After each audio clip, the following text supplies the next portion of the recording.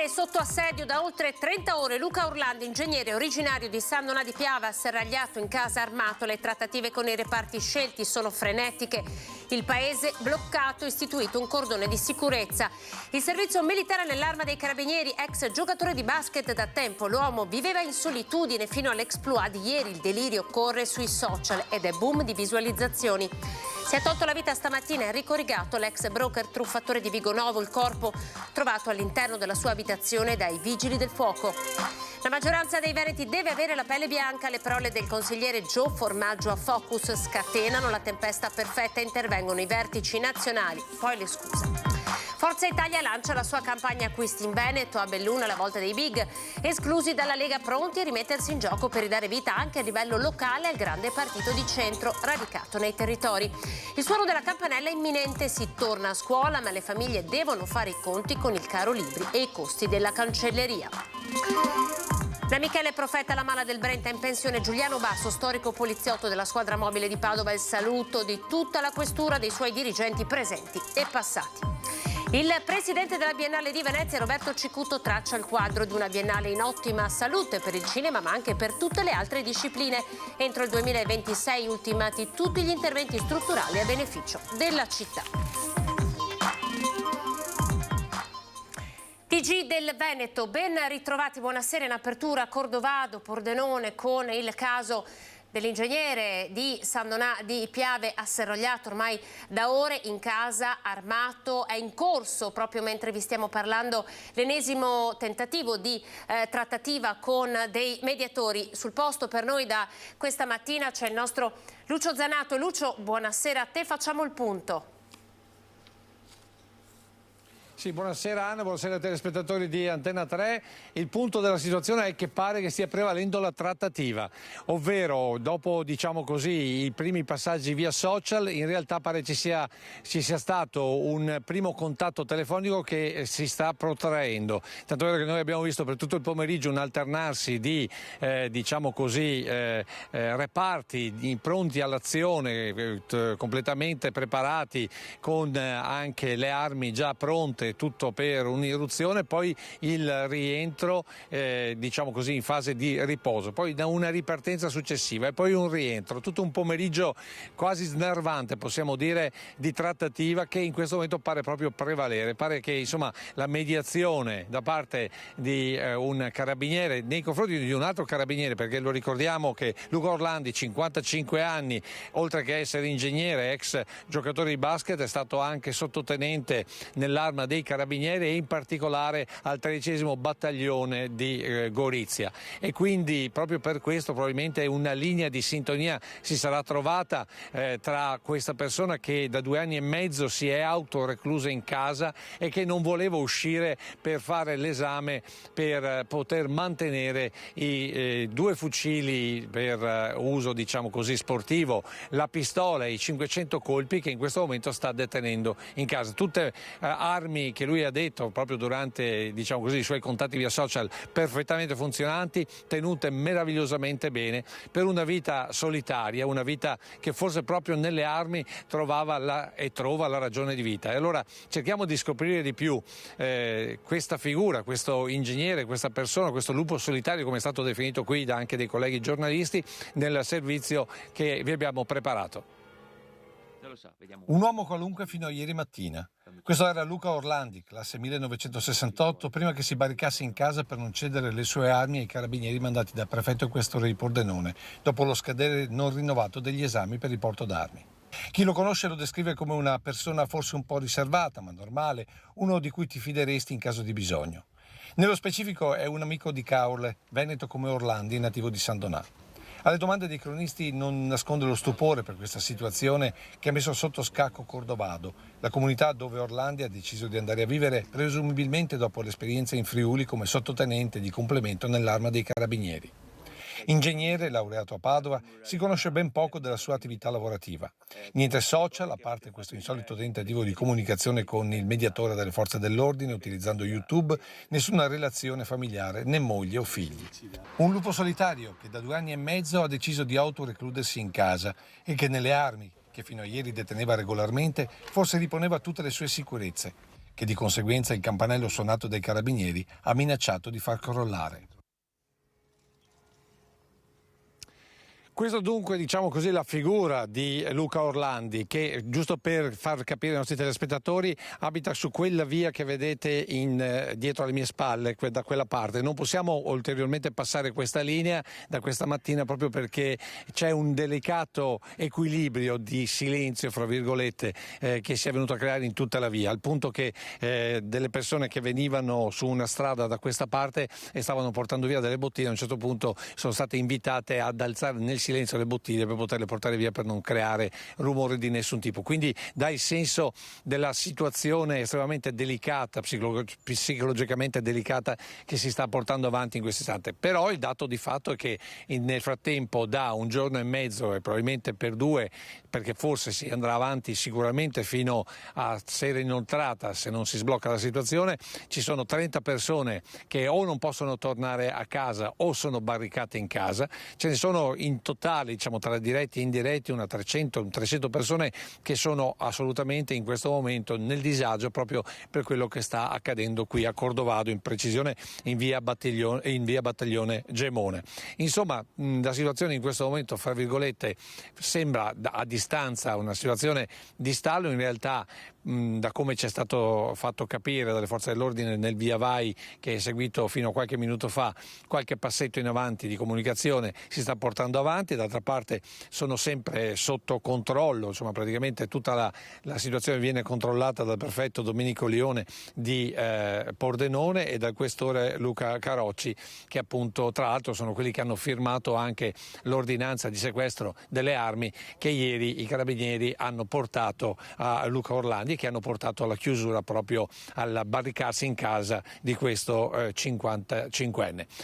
Io a questo punto vorrei anche tornare un attimo a quello che è stato l'inizio della comunicazione, perché per ore ieri ad esempio Orlandi non si è fatto sentire, nonostante il mediatore abbia cercato anche col megafono di cercare una linea di contatto. Poi a un certo punto ha cominciato a comunicare via social. Allora vediamo il servizio di Anna Da Roberto, che ha preparato proprio con le varie comunicazioni che nel corso della giornata di oggi ha portato avanti. Questa è induzione al suicidio. Questo è induzione al suicidio, maresciallo. Questo è induzione al suicidio. Io le armi contro di voi non ci penso neanche, questo mi piace di me. Chiuso, asserragliato in casa, ma in costante contatto con l'esterno. Il canale YouTube di Luca Orlandi si chiama Aeticons, attivo da 2 anni. Quello spazio virtuale divenuto nel tempo il suo diario, nemmeno troppo segreto. Da quando è iniziata la trattativa con le forze dell'ordine, i video di Orlandi hanno raggiunto visualizzazioni da record.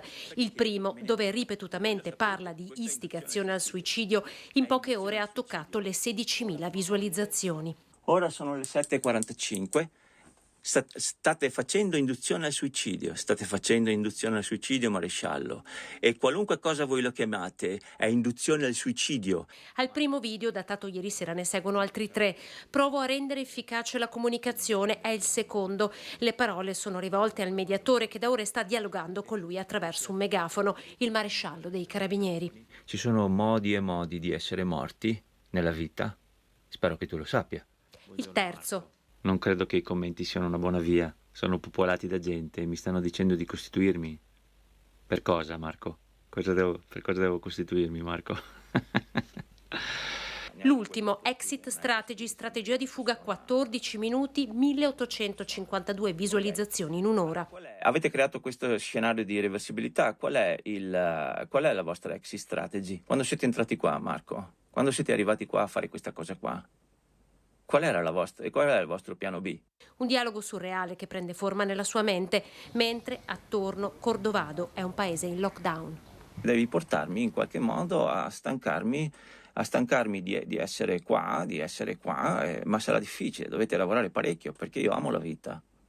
Io amo tantissimo la vita, lo dico e lo ripeto, io amo tantissimo la vita, l'insano gesto. Devi portarmici all'insano gesto.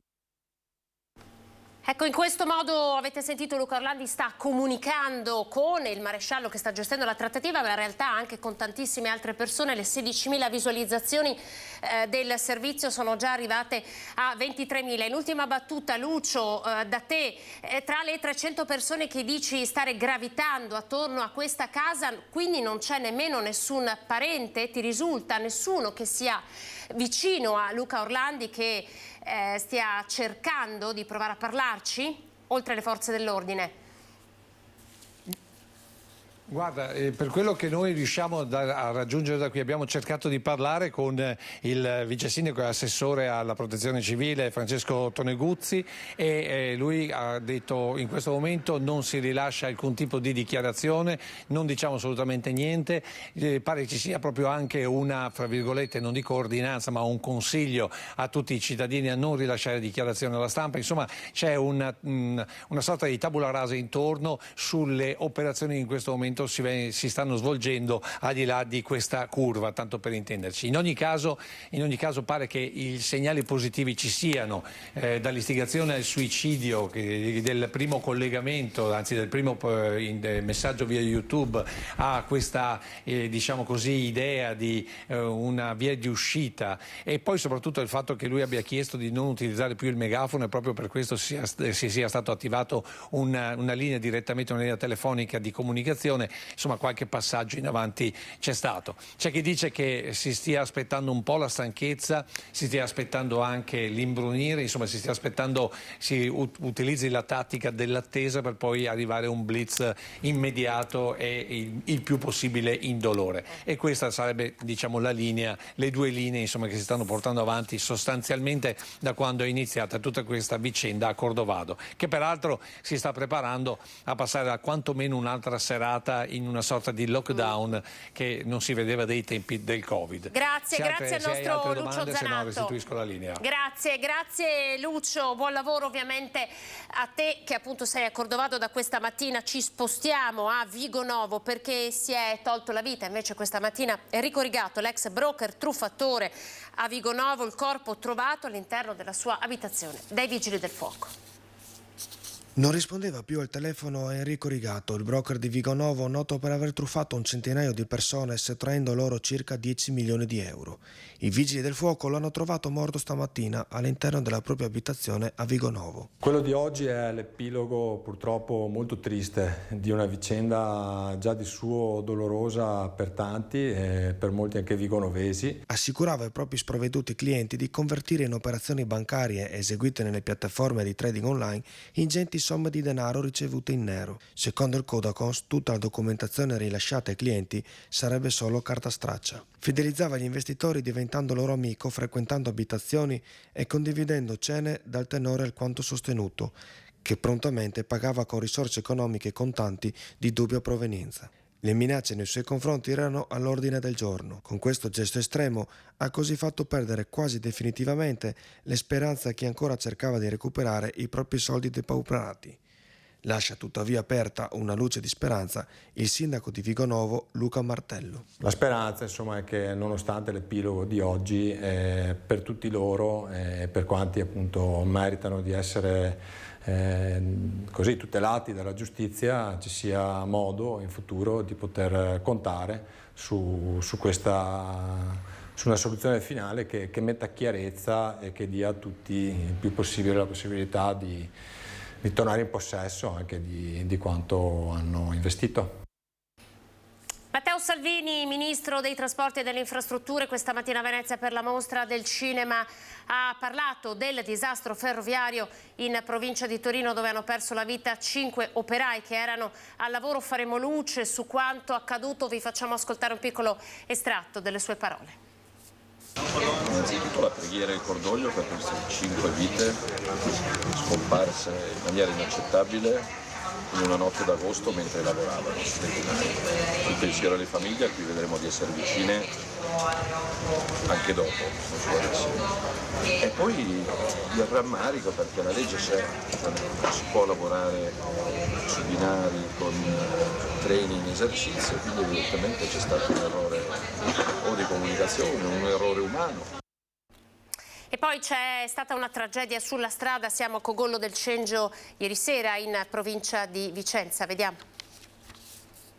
Cogollo del Cengio, tragedia della strada sulla provinciale 350. Un uomo di 52 anni di Piovene Rocchette perde la vita. L'auto su cui viaggiava sbanda, colpisce il guardrail e nell'urto si rovescia. Ferito ma non in pericolo di vita il 27enne che viaggiava con lui e che una volta stabilizzato è stato trasportato in ospedale a Sant'Orso. Ai soccorritori del SUEM 118 e dei vigili del fuoco accorsi da Schio è apparso subito chiaro che per il conducente non c'era niente da fare.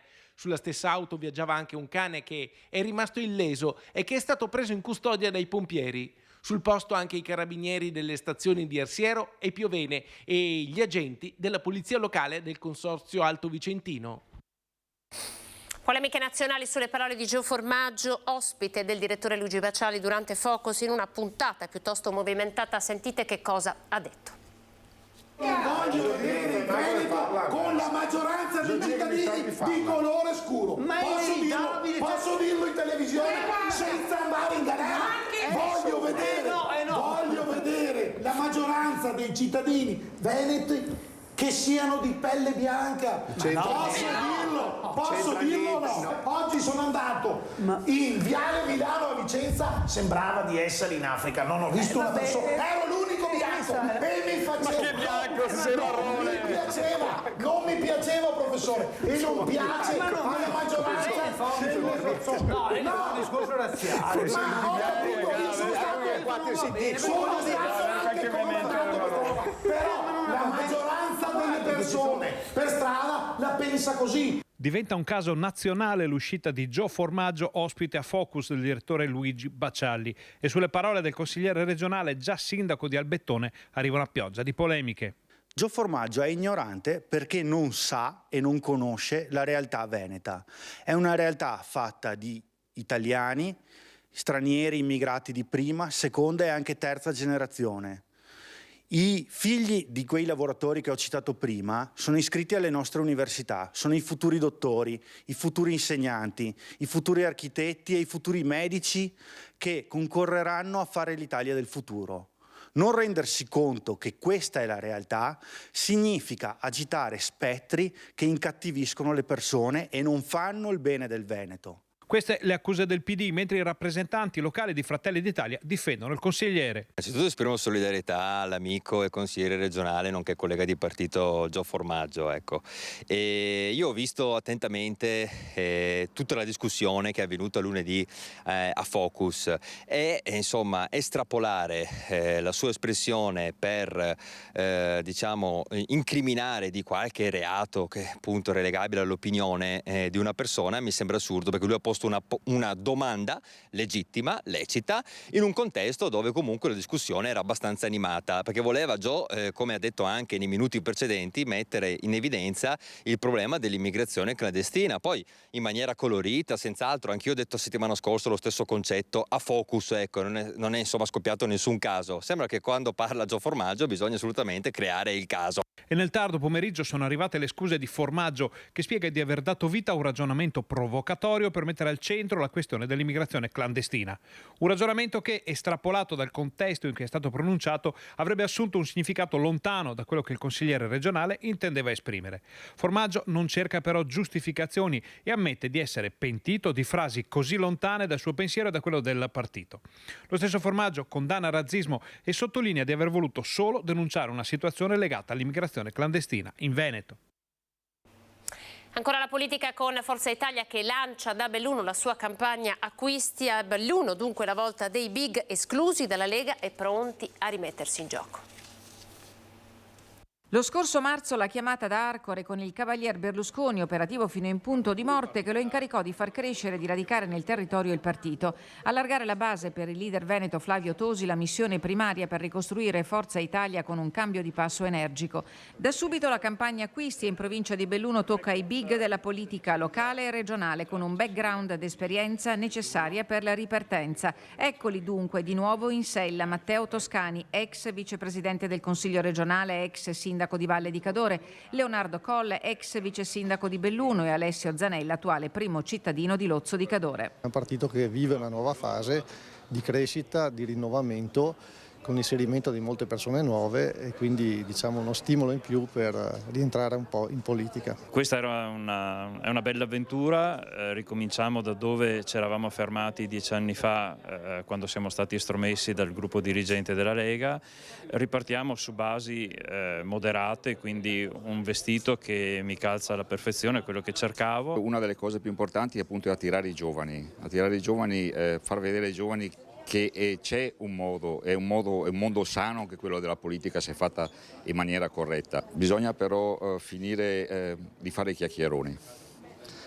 Ci sono stati troppi chiacchieroni in Italia, qui in provincia, troppi chiacchieroni, adesso è il momento di fare. Ma non è finita qui. Stamattina Flavio Tosi ha incontrato l'ex azzurro Paolo Gamba, oggi vice sindaco di Belluno, e par di capire che se son rose fioriranno. Altri amministratori ed ex amministratori che si stanno avvicinando, e lo stesso facciamo in Veneto. Ma perché? Perché se tu ti comporti in maniera seria, pragmatica, costruttiva, vieni apprezzato dai cittadini e dagli amministratori. Quello che serve all'amministratore locale, al sindaco, all'assessore, è avere un riferimento che gli dia delle risposte, che non faccia ideologia e demagogia, perché a livello locale l'ideologia e la demagogia non servono a niente, ma che sia operativo sul territorio. Tosi, affiancato dal coordinatore provinciale Dario Scopella e da Lorenzo Bortoluzzi, anima del partito sin dal 1994, entra subito sul caso sanità che ieri sera ha spaccato la maggioranza a Palazzo Rosso. La valutazione che va fatta su un documento non può essere politica, deve essere una valutazione sui contenuti appunto rispetto all'organizzazione del sistema,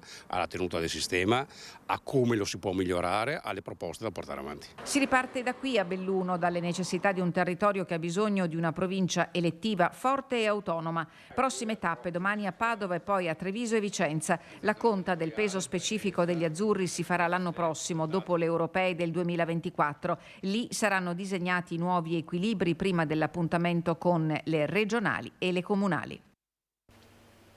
Si torna a scuola, domani ripartono nidi e scuole dell'infanzia, dal 13 tutti gli altri, e le famiglie fanno già i conti con gli aumenti di libri e cancelleria. A 2 settimane dal suono della prima campanella, le famiglie sono alle prese con gli acquisti per la scuola. Si parte dai libri. Se alle elementari i libri sono forniti, dalle medie in su si cambia marcia, e allora si spendono circa 230 euro per un figlio in prima media, 110 se il figlio va in seconda. Per le superiori le cifre variano, ma oscillano tra i 300 e 350 euro fino anche ai 500 euro se si inizia il percorso di studi con aumenti di anno in anno. Gli aumenti sono decisi e calmierati dal Ministero dell'Istruzione, insieme naturalmente con gli editori, e sinceramente parlando ci sono dei tetti di spesa e le scuole devono rispettare questi tetti di spesa. Qualcuno sì, poi li sfora, ma li sfora con i testi, diciamo, quelli non obbligatori ma quelli facoltativi. Pochi margini di sconto per le cartolerie, spiega Berti. Noi al massimo abbiamo una media del 12%. Noi riusciamo a fare un 8% sui libri, però per aiutare e compensare, diciamo, questo inconveniente facciamo per tutto il periodo scolastico il 25% di sconto incondizionato su tutto il corredo scolastico. Ed è proprio sulla cancelleria che i rincari si sono fatti più sentire, in particolare sugli articoli prodotti con la carta. Sui quaderni ci sono stati, sui pacchi da 10 i 20 centesimi, che se andiamo a vedere bene sul quaderno sono 2 centesimi. Quello che più che altro è rincarato, diciamo, è il materiale tecnico, piuttosto l'album, piuttosto che, fra virgolette, il compasso, piuttosto che la stecca, dove gli aumenti si sono fatti, l'incidenza degli aumenti si sono fatti un po' più sentire. Dopo le sperimentazioni fallimentari decisamente contrarie alla formula kit scuola, la categoria. Che è stato fatto e accantonato, è stato provato per 2 anni, mettendo uno zainetto non di marca e materiale naturalmente non di marca, e quando lo proponevi alla gente che chiedeva, la gente lo metteva da parte e preferiva acquistare come al solito lo zaino di marca, perché il bambino lo zaino neutro, senza niente, non ne voleva proprio sapere. Quindi non vale neanche la pena? No, perché alla fin fine si parla, ma alla fine tutti cadiamo sullo zaino di marca. Il questore ha parlato durante il suo saluto ad uno storico poliziotto della squadra mobile di Padova che ha partecipato alle più importanti operazioni come l'arresto del serial killer Michele Profeta. Bisogna fare squadra, bisogna sempre e solo fare squadra. Il ricordo di tanti anni e l'insegnamento che lascia ai suoi colleghi. Ultimo giorno di lavoro per il sostituto commissario coordinatore Giuliano Basso, poliziotto della squadra mobile di Padova, che in 40 anni di servizio ha partecipato alle più importanti operazioni che hanno segnato la storia della città. Dagli arresti di elementi di spicco della Mala del Brenta a quello del serial killer Michele Profeta, dallo smantellamento di pericolose bande di rapinatori alle risoluzioni degli omicidi più efferati. Mi ricordo la cattura di Galletto Stefano, che poi nel 2003 è avvenuta a Jesolo e che poi ha dato il via a un completo smantellamento della frangia armata della banda Maniero, che si occupava di assalti a furgoni portavalori. Il poliziotto Giuliano Basso è la memoria storica della squadra mobile, tanto che a salutarlo sono arrivati da tutta Italia i dirigenti che hanno diretto il prestigioso ufficio della questura di Padova, come l'ex questore Carmine Damiano, l'attuale capo dell'anticrimine nazionale Alessandro Giuliano, l'ex questore Antonio Palmosi e il capo della squadra mobile di Milano Marco Calì, che ha definito così il sostituto commissario Basso. È stato per me un maestro. Un saluto e un riconoscimento ad un poliziotto che ha sempre lavorato per la sua città e per la sua sicurezza, ha detto il questore che ha organizzato la sorpresa. Una sorpresa riuscita per il poliziotto che sotto lo sguardo burbero ha mostrato finalmente un po' di emozione. Porto nel cuore questa giornata che mi ha fatto rivivere tutta la mia vita la squadra mobile. Con il TG del Veneto ci fermiamo qui, dopo di noi TG Venezia, un'ampia pagina dedicata alla mostra del cinema, 80ª mostra del cinema. Ora siamo alle previsioni del tempo, grazie per averci seguito, arrivederci.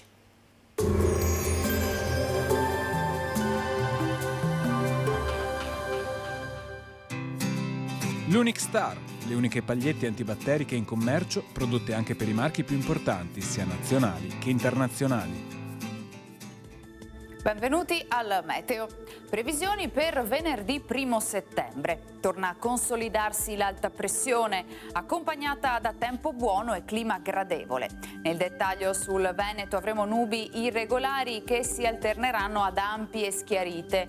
Tuttavia nel pomeriggio non sono del tutto esclusi addensamenti e locali rovesci sui rilievi. Temperature in ulteriore lieve aumento, minime sui 13-19 gradi, massime comprese tra 23 e 27 gradi all'incirca.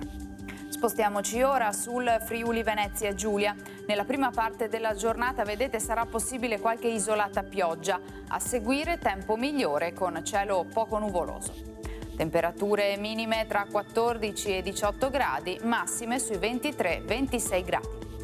Infine diamo uno sguardo al Trentino Alto Adige, dove il tempo sarà piuttosto soleggiato, solo con qualche nube del tutto innocua. Temperature minime intorno ai 13-15 gradi, massime sui 28 all'incirca. Dal meteo per ora è tutto, arrivederci al prossimo aggiornamento.